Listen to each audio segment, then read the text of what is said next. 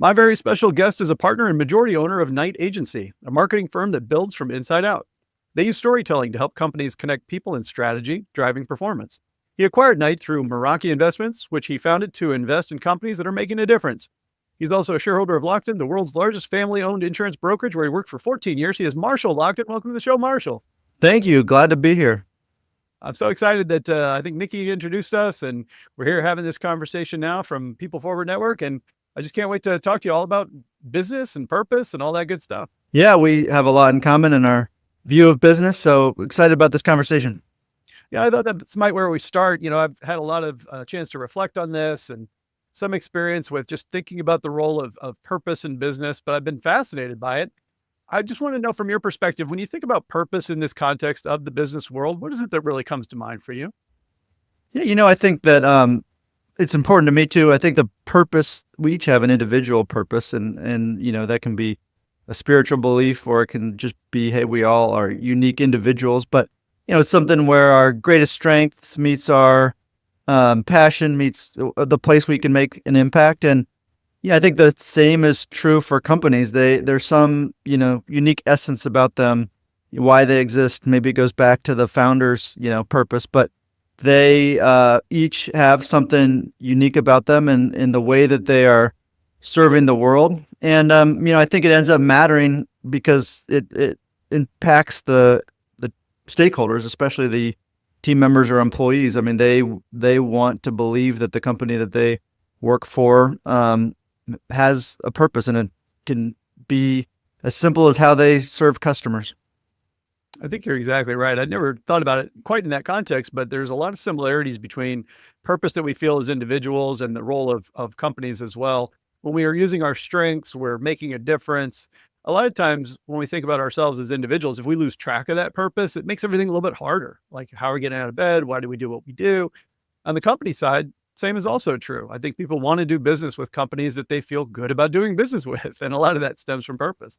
Yeah. And, it's, I had an MBA professor. I was fortunate to get to go to University of Virginia with Ed Freeman, who is really the founder of stakeholder capitalism. And he used to say that businesses don't exist to make a profit. They're like red blood cells that you need them. You need the profits to, but really the purpose of the business is why it exists. And again, that doesn't have to be, some huge social impact. It just is something about the company that, is they're uniquely positioned to do in the world.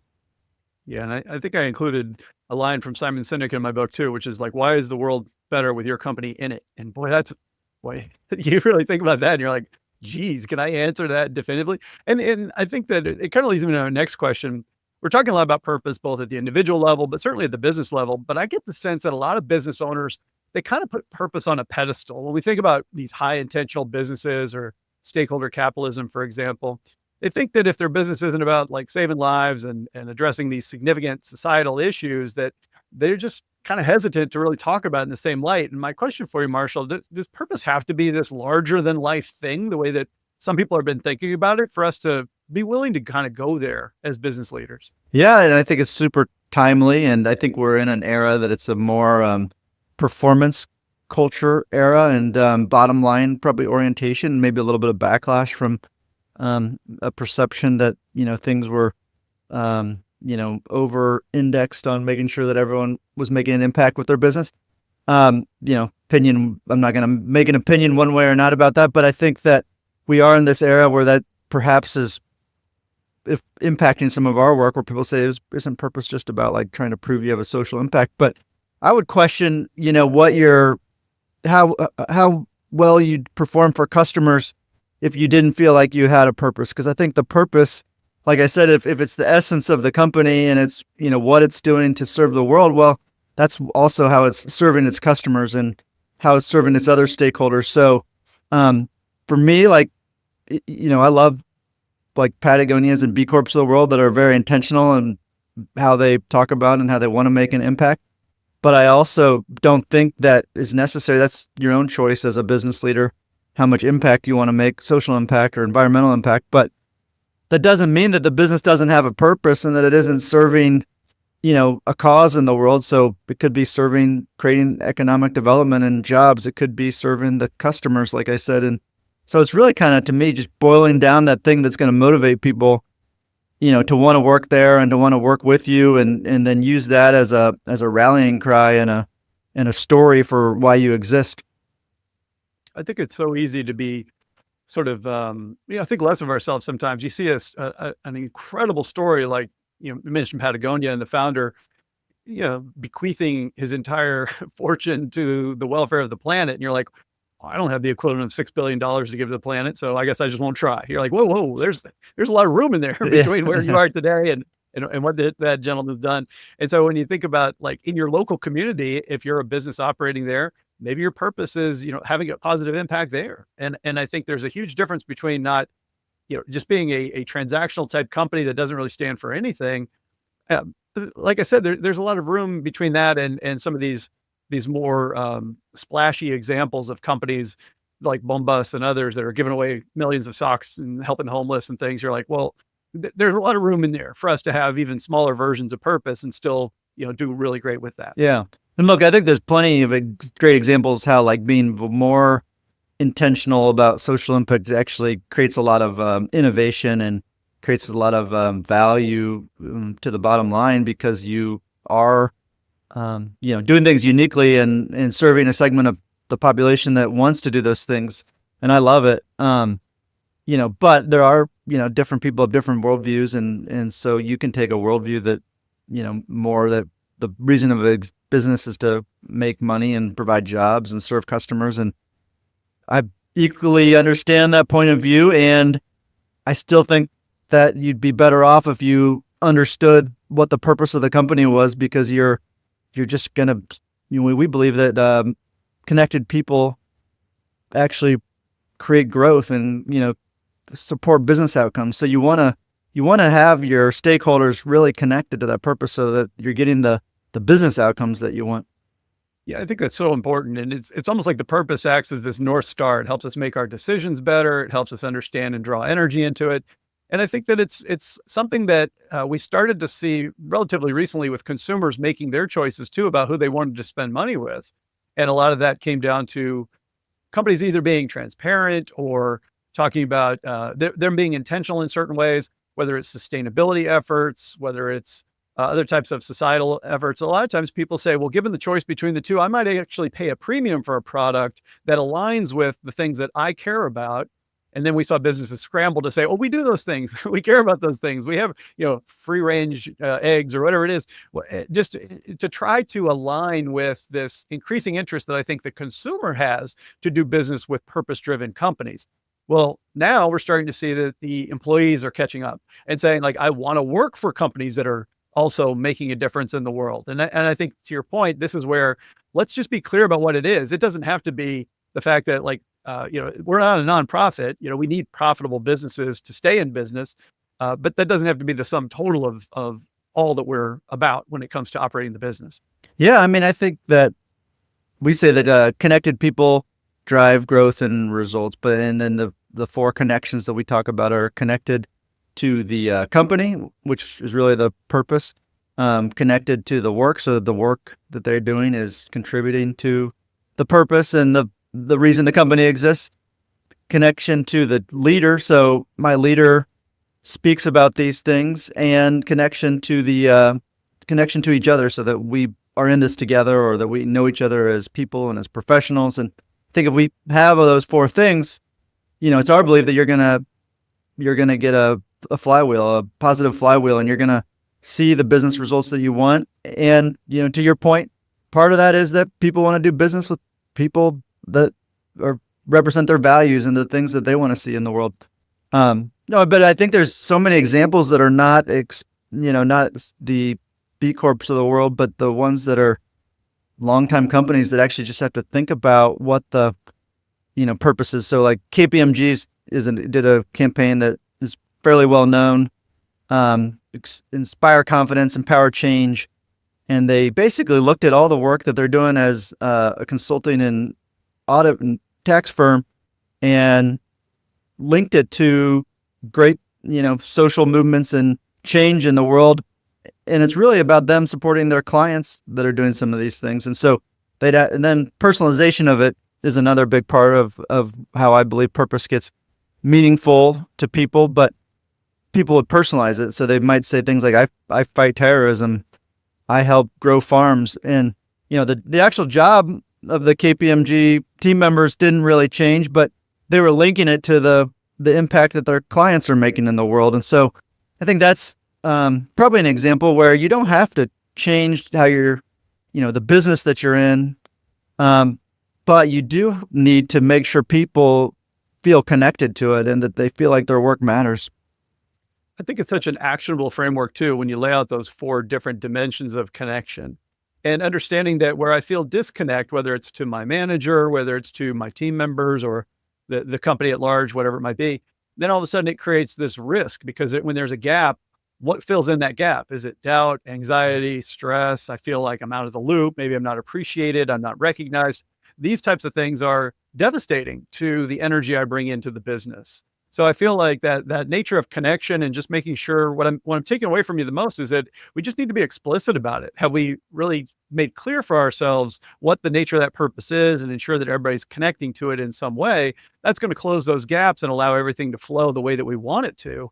As business owners, for example, the way we're defining what our company's all about, that's the way to get what it is that you're after, is to make sure that there's, tight connections up and down the line. Yeah. I mean, like retention is the obvious business risk that you're running if you have individuals who are out of whack in any of those 4 quadrants or 4 connection types. And so you can overcome a little bit of, hey, I don't feel that connected to my teammates right now, but if I feel really connected to my company and the work that I'm doing and I love it. But if you're kind of out of whack on all 4 of those, I would doubt that you're, staying with the company, or if you are, you're probably not very engaged. So, you're going to get low engagement scores. But yeah, I think that's the framework that we're using right now and helping companies in each of the 4 dimensions. So yeah. Yeah, it makes total sense. And I think it's a great way to look for those soft spots where we find that a lot of times maybe there's if you have a larger business, let's say even 100 employees, not even that large a business, then you might find that not everybody's having the same experience at work. Maybe certain parts of the business feel super connected to the mission, and maybe let's say it's the client facing ones, the customer facing roles. They're like, oh yeah, I get to see the benefit of what we do every day. But more of those back office functions might be like, well, I don't get to see that. Yeah. And so you're like, well, wait a second. How do we actually create more connection? Do we tell more customer stories internally? Do we help everybody experience some of those wins? And not just the frontline workers. Yeah. I mean, that's the work that we do. We believe that it's a lot about personalization. It can be great if we've all seen the posters on the wall of values that are like out of date and they just get ignored, just like, it was any other poster on the wall. And so we believe that purpose and values really work if the individuals believe them and they also resonate with their own personal values and why they exist. And so we'll do things like digital curriculum to help people connect their purpose to the company purpose and then sort of articulate what they are doing. Even if they are in the back room, as you said, and doing accounting, you're doing something that's serving the end customer and the results. And so making sure people can feel that, because it's so easy to get disconnected and just feel like a cog in a machine. And, when that happens, you just lose engagement and you lose results. Yeah, and it's some of those more sort of less of those sizzle roles. They're still essential. Like if you didn't have that accounting department, guess what would happen? The business would grind to a halt, and all that goodwill that would not be possible. So I think it's important, and sometimes you have to get a little bit creative with it. But it's always possible for managers, regardless of what function you're in, to bring in some of that awareness, that connection to how we're making a difference. But it has to begin with the awareness of, this is something that my people, need to experience for themselves. But you bring up a point that I want to shift to, which is talking about employer brand. So a lot of times employers, I think, have picked up on the fact that we want to be purpose driven. We need to be intentional, both for customers, but also for employees. And these brand stories, sometimes they run the risk in some cases of being seen as either what I would call glossy or maybe sensational in some way, bordering on unbelievable at times. Like, wait a second, like we're really emphasizing this a little bit too much. So my question for you, Marshall, is how do we go about balancing this communication of our purpose, but also making sure that we can do this in a way that's authentic and not reaching too far. Yeah, that's what we do. I think employer brands are, it is a marketing exercise, right? But you are creating a brand that people understand what the company, what the value proposition is to the employee and to others. But like any good marketing campaign, it has to start with, reality and be grounded in truth. And so how we do that is we two different things I'll talk about. One is insights and story. So start with listening. Like, you got to actually hear the companies and the stakeholders and different levels of people. What do they say about the company? And how do they think about purpose and what the company stands for? And so if you can gather that information, you're not just writing it because that's what you want it to be. You're writing it because that's what you actually heard. And I think our greatest strength is probably how do you make it sound authentic to the company and real. So I think that turns into a story about the company. So, purpose is one element of the story, or North Star, whatever you want to call it. The values or the behaviors or another piece of that. The legacy could be a piece of that, but it becomes a story about the company in a narrative format that can be a little more emotional than just a pure purpose values, put them on a wall. And so it's about storytelling with one another, which creates meaning and context for one another. So I think that's one element of a good employer brand. And then I think the second element is people stories. So we use, we listen, like we said, we listen to the people, what they think about the company, but also what about their own personal journey? What drew them to the work there? What do they like to do when they're not at work? What are some challenges they overcame in life? How does the purpose connect to them, and how do they see it expressed through their work? So, in 30 or 45 minutes, you can really learn a lot about somebody. And then you have all these great videos and stories, and let the people who work for the company actually tell the company story, not just the CEO. And so you can create the brand, using authentic voices, and you don't want to script people and just make it sound, like something that is glossy, marketing campaign. You want it to be true. And that part of that is just getting those authentic, moments and letting people be themselves. It's like the employees themselves could be the best ambassadors for what the company's all about if you set it up. And I think a lot of times what I love what you're saying is that, employees don't think to just do this on their own. They may not really even have ready access to their own stories. But when you sit down with almost like an investigative journalist who wants to understand, like, tell me about what you do here and how this helps. And there's a lot of different ways to do that. But I think sometimes I'm sure you're surprised by and delighted by some of the stories that come out. Like, wow, this is pretty powerful stuff. And it was just all kind of latent and hidden in our people's experiences. But when you pull it out and you put it on display, yes, it's authentic, but it's also super compelling. It is. Yeah. I think you're right in the exact spot where we feel like we add value, which is to, go in and interview people in a way that is very personal and authentic. And we've, have videos of people crying and being, emotional about their story, because what's the last time you got asked about your own story when you were at work and, someone cared to spend the time with you and have you tell it. And so I think those become, like you said, compelling content, something that people want to watch and learn about their peers. And then the end result also is it's helping reinforce that this is a company that, I want to work for, or I should go work for. And that's basically consistent in most of our work at night. I think that if you're listening in on the show here, there's a range of options you have. You could go like super lightweight and say, let's just invite one of our longstanding employees to come up and tell their story in front of the company. Yeah. Maybe the clients never see it, customers never see it, but you're generating some of that type of connection that you mentioned, Marshall, because people are having that chance. All the way to, we're going to do a highly produced video. We're going to, really put together and work with Night and you think about an agency kind of approach where we can get a top-notch job. Maybe this is something we want to share with customers, suppliers, stakeholders all over the place. There's a range of options in between. Yeah. But I think that the biggest point is, how do you drive connection through story, really get clear to define that purpose? I love it. Yeah. It's such a Well, cool thing. people are people, right? They're, it's not great when people come on to work and feel like they got to put on a different, person, and that doesn't feel like a very good fit for work. And so if you let people be themselves, tell their story, like you said, it's part of it's, telling the story in the one-on-one meetings, or at least the small group meetings, and telling the story when you have your, bigger annual meeting.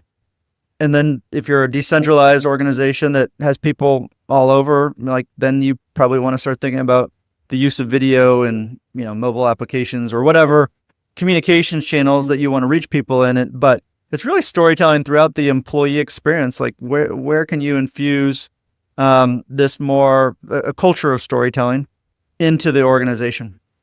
I like that a lot. Yeah, and I hadn't made that connection, but you're exactly right. If we have a small, intimate group, like maybe I'm just trying to affect change at my team level, and we're all in the same room together, that's one thing. But when you get to global organizations, you're talking about, oh, geez, we have to have some pretty pretty sophisticated ways of getting the message out, and the timing, different time zones, video, all these kinds of things.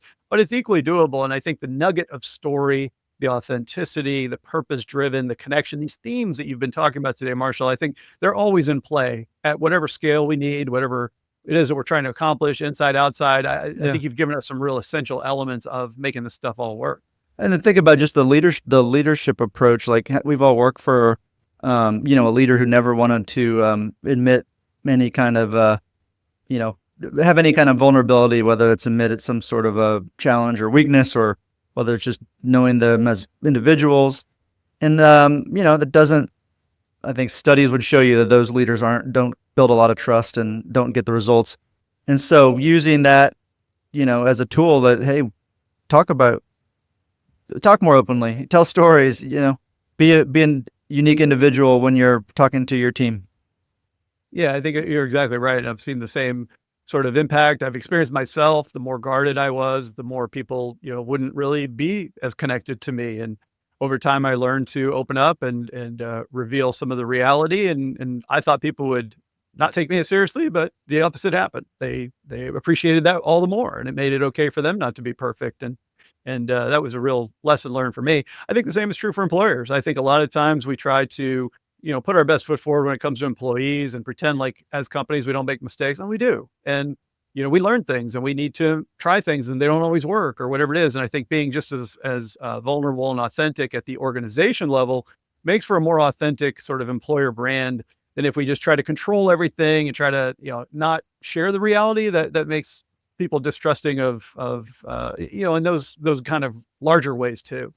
Yeah, it's authenticity, right? And I think it's that the trust pyramid really starts with vulnerability and being willing to share. Because if you don't do that, you're probably not going to get any kind of ability to have candid conversations and trust with one another.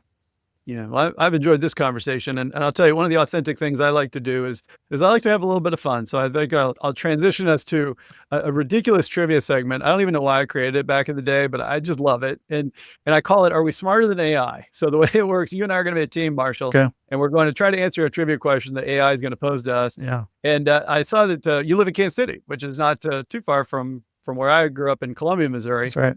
And I noticed that the Happy Meal concept was developed in Kansas City. I didn't know this, in the late 70s. So I was actually developed in the late 70s too. So at the same time, less than 2 hours away, they were testing out the original versions of the Happy Meal. Mm-hmm. So I thought I'd get us a trivia question about McDonald's. I don't know much about McDonald's, so you might have to carry us on this one. And the question that we have is, when was McDonald's founded? Oh my gosh, I have no idea when McDonald's was founded. Oh man, that's a good question. It is. There's an advertising agency, Bernstein Rain, in Kansas City that helped McDonald's develop the Happy Meal, and a beautiful, what a beautiful story that's been. I don't know. I think it's listed on all the McDonald's, golden arches, but I honestly haven't been there. My kids have had McDonald's like 3 times. I mean, I probably had it hundreds of times when I was a kid. But not to disparage McDonald's.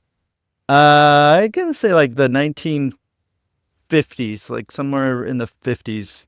Yeah, I'm thinking about that movie too, and let me see what the answer is. Here we go. Audience, if you're playing along at home, you can lock in your answer. Turns out it was 1940. 1940, wow. A little bit older than I thought. Look at that. Ray Kroc, right? Ray Kroc, yeah. But you're right about the Happy Meal. I think that I had read that the inspiration came from cereal boxes and how kids were mesmerized with cereal boxes. They said, well, let's try to put that on the Happy Meal. So there you go. The rest is history. But Yeah, we, lots of, I don't know if they still do toys, but it's always good I don't to, even know. Like you said, I have been there a long time. But I'll give you an even better question than that ridiculous trivia question, which is, where can my listeners, Marshall, go to learn more about you and about Night Agency?